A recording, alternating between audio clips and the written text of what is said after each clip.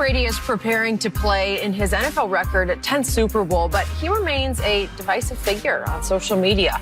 The internet was quick to remind fans yesterday that Brady has long been a friend of ex-President Donald Trump, even featuring a Make America Great Again hat in his locker several years ago in New England. So, Shannon, how much did that hat impact your view of Tom Brady? It didn't change my view of Tom.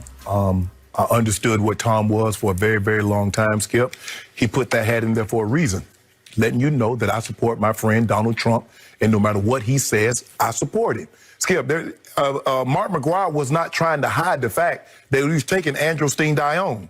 Skip, it was right there front and center in his locker. When you pan to it, you saw all the bottles. No, but I thought that was a diversion. That was diversion. Yeah, but I'm just saying, he was taking... That's the light stuff. Yeah, he was taking that on top of the other stuff. Yeah. But that's the hat. Okay. I put the hat there, yeah, I support him, but I support him in another way. Skip, let me ask you a question. And I know people, I was reading a little bit of the article where they tried to make the parallel between Colin Kaepernick and Tom Brady. But I got a better comparison. Let's just say, for the sake of argument, LeBron James says, my friend, Minister Farrakhan. How would America react? You see, blacks have always had to be very, very quiet about who our friends are. They made President Obama disavow Reverend Wright. Donald Trump stand front and center with David Duke. A lot of these radical ministers that says things that are controversial. He doesn't have to, I don't know who they are. All he says, I don't know who they are.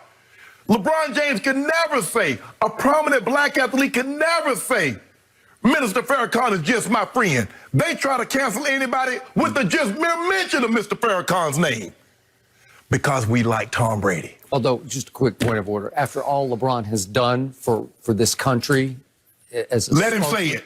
Well, if anyone could get away with saying that, he could. But go ahead. He get away with that one, Skip. Okay. There are certain things, Skip. We've seen guys that have mentioned, and society have tried to what we kept the cancel culture now. Yep. And that's what we are, Skip. If we like somebody, we're more forgiving of their actions. We're more forgiving of their words, their deeds. If we don't like you, we will go to heaven and earth. We'll go back 15 years, how long Twitter's been on, and we'll scroll and try to find something that you said 15 years ago. If we don't like, kind of like Tiger. You watched the documentary of Tiger, Skip? I did. We need to talk about it. We will. Okay. You see what they did, Skip? Once they got him on the radar, they never let go. They went to heaven and earth because they wanted to bring him down. When they want to bring you down, they'll move heaven and earth. If not, they'll catch... Although he went a long way to bring himself down. But go ahead. Yeah, yes. He didn't do anything public. You had to snoop. You had to find that out. He wasn't doing it in public. But that all I'm saying, Skip, look, that's his friend. He says that's his friend. It's kind of hard to separate, Skip, when you got a friend that's as divisive as this, and you say that's still my friend when you know what he stands for. Yep. That Make America hat, that MAGA hat, you put that there for a reason. And you know how divisive it was going to be. And you didn't take it down until you caught criticism. Didn't change what you thought. So for me, Tom Brady, I still look at Tom Brady as a great, great player. Been around him a little bit, don't know him that well, but it didn't change what I thought of him because I think what I think of a lot of people when it comes to President Trump, they think with their back pocket, and that's it. I hear every word you just spoke, and I disqualify myself on this topic only because I'm not as politically oriented as I've always told you, as you are. You know it so much better than I know it. I don't know Tom Brady at all. I've never talked to him, never met him, but I do know a whole lot of people who have played with and who know him very well. So I feel like I've done as much homework as I could about him. So all I know about his relationship with Trump is it started back in 2002. Why did it start? Because his owner just might be Donald Trump's best friend in the whole world. And we're talking about Mr. Kraft, Robert Kraft, right? Does that bother you? I've asked you that before. It troubles you here and there. It does. Robert Kraft's done some good things for Meek Mill, for instance, and even Mr. Kraft started to lay low as the verbiage and the rhetoric hiked up. You got that right.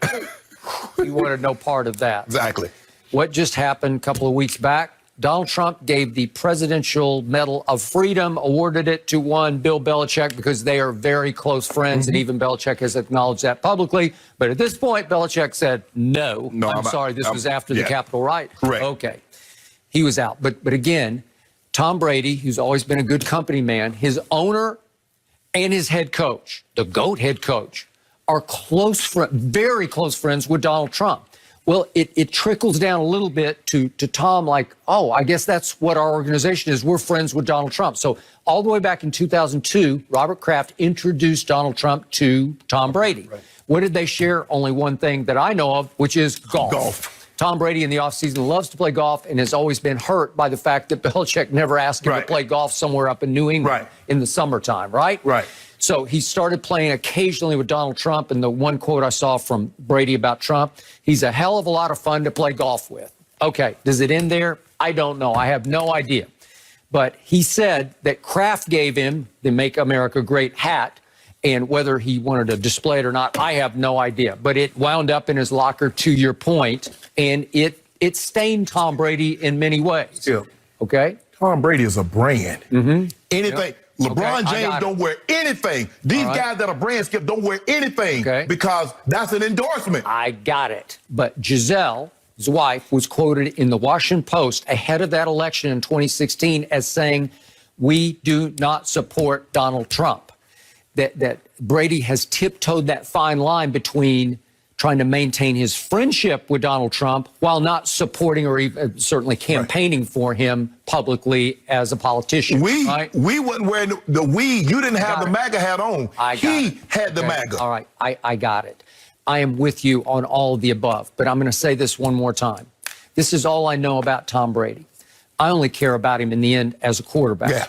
But I have worked with so many players who work closely in that locker room with Tom Brady. And I've told you again and again, I never heard one negative word about him. And I'm all ears, man. I'm open. You know me. Yeah.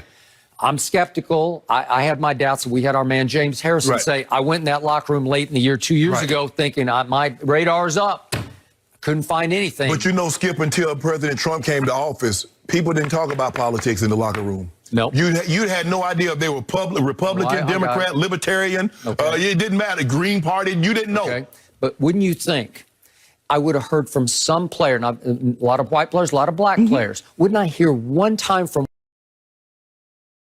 one player, oh, he's got some cracker in him, or he's got a little white supremacist going on in him, something like that?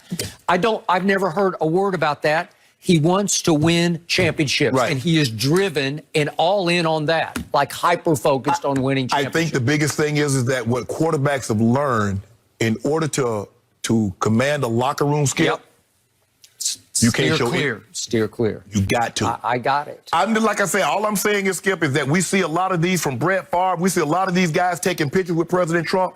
I just want to know if one of these elite Mahomes or LeBron James were just to take a picture with Mr. Farrakhan, what would be said? It's a fair point and a valid point, and I agree with you. So in the end, do you harbor any sort of distrust of Tom Brady just because you saw that hat? Deep down.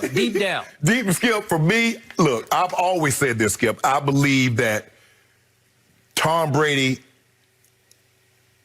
offers you a glimpse of what he really truly is. He's not going to show you the side that's not portrayed in a positive light. That's what I've always said about these guys, Skip. They're always going to show you that side. And that's what Tiger did a great job of until he got exposed. He just showed you that side. But behind the scenes, people are like, man, Tiger ain't nothing like what he showed in front of camera. That is correct, because the world thought Tiger was the greatest husband and father ever. And his website portrayed him, greatest husband and father.